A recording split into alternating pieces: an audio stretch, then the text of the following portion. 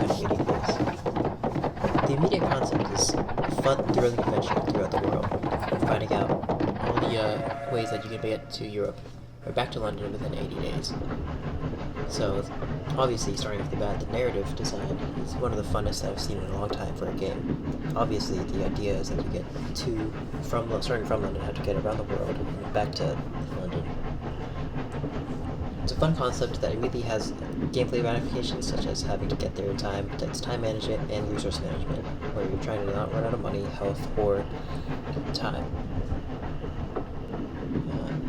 Actually, on the first try that I played the game, I got back in 81 days. It was literally one day off because my master spent all of our money trying to gamble on my boxing rig that I have just learned how to box, going up the eastern coast. It's fun little gameplay designs like this, in small, separated stories that lead to thrilling adventure style seeking, just like the book it's based off of. There was a time where you had to start a mutiny on a train, or another time where I failed to romance two characters, and subsequently got booted off of the train and had to find our way through the desert.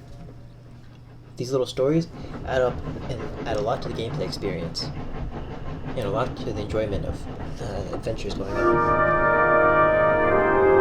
It was also well paced as well. The longer roads, such as the Trans-Siberian Railroad and the Eastern Coast Railroad as well, only had those long style stories when we were trying to do transitions between those long style routes, which is the most efficient for getting through in 80 days back to London. You're usually constantly busy looking through markets or checking out new routes to get to these longer routes as well, and so it's very well paced in order from going from one adventure to the next. The amount of locations, obviously you're traveling in the world, so the amount of locations that you could find is absolutely insane. It's so much replay value, and you want to keep going through these, even the same ones over and over again, because of different outcomes coming in the storyline. I remember trying to meet a woman on the Trans-Siberian Railroad, and then after I got kicked off, I tried to follow her trail down throughout the desert as well. Speaking of narrative design, the world building is phenomenal.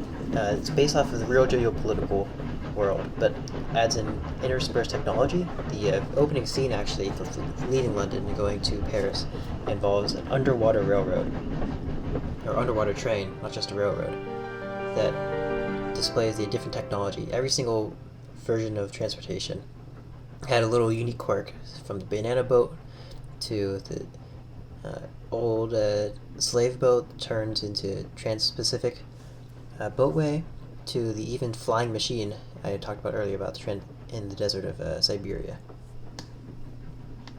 It's very interesting political drama as well, considering that it is based in naturalistic fiction.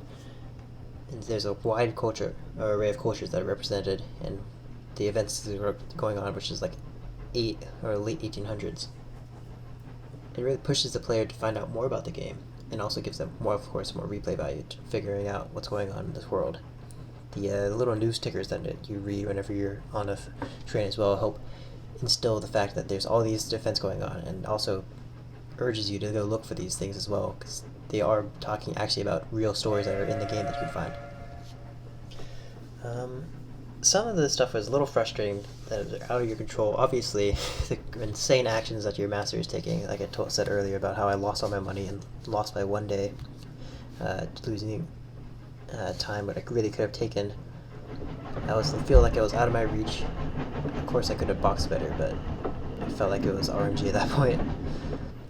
It's annoying for sure, but it really helped push the player, if an unprompted trip, to have to think on their feet and change their plans, say if you're trying to go from one destination.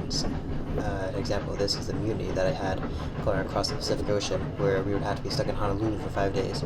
But instead, the master wanted me to push a mutiny towards everyone on the ship, and it failed. So I was kicked off from my ship in Honolulu and had to find a second way around. Didn't end up in San Francisco at all. And so thinking on your feet and changing the plans is part of the fun of the game as well. Even though the unexpected doesn't turn out in your favor, it's still an exciting moment. Finally, I think the visual design of this game is fantastic. The all the technologies are represented with silhouettes or drawings. They all have the same style or consistent style with incredible detail. It really makes the player imagine that these could exist in like the real world when it's of course grounded in the real geopolitical world as well. I'm currently trying to do my next run through, trying to beat the game under 80 days, and I'll try my best. And I would wholeheartedly recommend this game for its fantastic storytelling and replayability.